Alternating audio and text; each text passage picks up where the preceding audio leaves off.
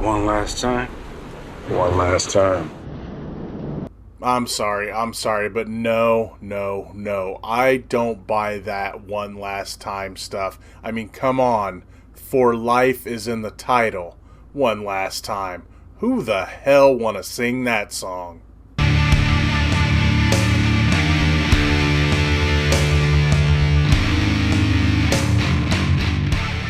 Hey everybody, what's going on? Welcome to an all-new Talkin Movies. As always, I'm your host, the real Geno Reynolds, and today we're going to be talking about the return of the Bad Boys, detectives Mike Lowry and Marcus Burnett.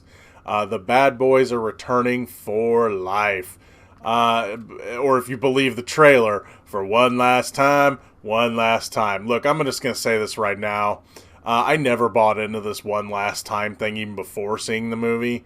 I knew the second this was coming out that they were going to try to reestablish the franchise. I had an idea how they were going to do it, and after seeing the trailer, you see that they introduce a new team. I had a feeling that's what it was going to be, and that is exactly what they're doing. So I'm going to tell you this right now. They are trying to reestablish this as a franchise. So sorry, no one last time. Don't buy into it. It's in the title. It's for life, and I have a feeling we'll be seeing an announcement for a new Bad Boys movie if this movie does well at the box office, which I think it will. The setup for the movie is this.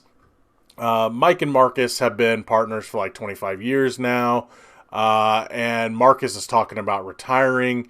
Mike is talking about he's going to be running down criminals forever.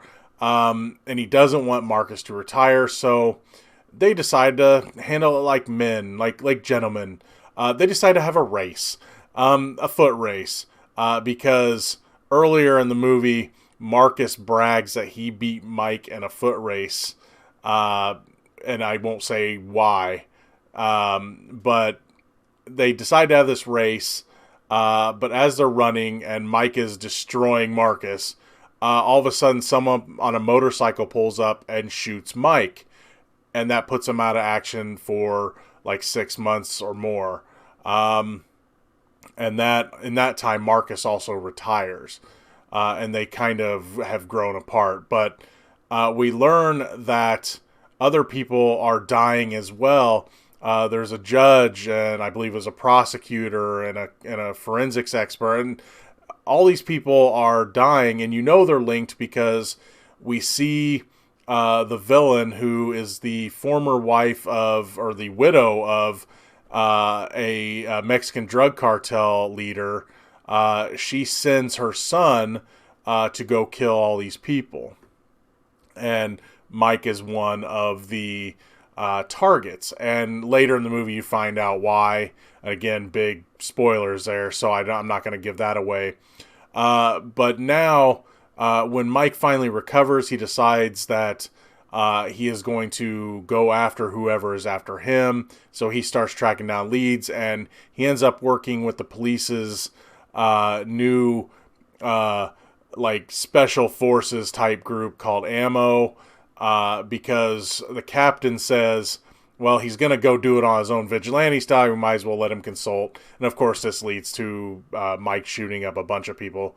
Bad Boys style. But the whole thing is both characters have to deal with aging. And Marcus has to deal with Mike needing him to come back. There's a love interest for Mike. There's all sorts of stuff going on about their lives, and so that's the basic setup for the movie. Look, going into this one, I didn't know who am I kidding? I knew exactly what to expect. Everything I expected except for the big twist happened. I knew they were going to talk about him getting older. I knew they were going to have to be incorporated into this group, all that stuff. I mean, you expect it coming. I mean, there's no real surprise there, again, except for this big twist, which honestly, I'm just going to say this, the big twist is kind of cheesy, but it works for this movie. I was fine with it, because the way though there's serious stuff in this movie, and serious things do happen in this movie, they always somewhat keep it lighthearted. So with the way they did this twist, I'm just like, okay, that's fine. I'm fine with it. And by the way, this twist is there's two mid-credit scenes. One of them is just silly, but the other one is definitely the sequel bait, and it has to do with this twist. But anyway, that's all I'm going to say about that. But really, you're getting what you pretty much want from a Bad Boys film. Big violence, big explosions, big action. I mean, you're getting exactly what you want. And really, I think if Martin Lawrence and Will Smith didn't have the chemistry that they already had, I mean, they're back together, and it's like they didn't miss, what's it been, 17 years since Bad Boys 2, and they still feel like they belong together. They're still funny together. The movie has some good humor. I was just really enjoying the ride.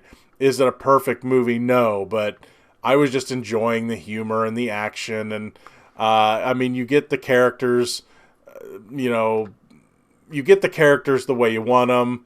Also, the captain is back.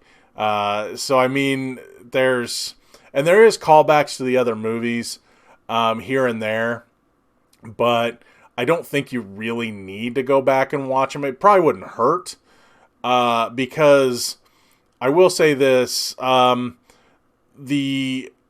villain's motivation, it isn't like when Hans Gruber's brother came back in Die Hard with a Vengeance. The stuff that they're after Mike for happened at the beginning of his career as a cop.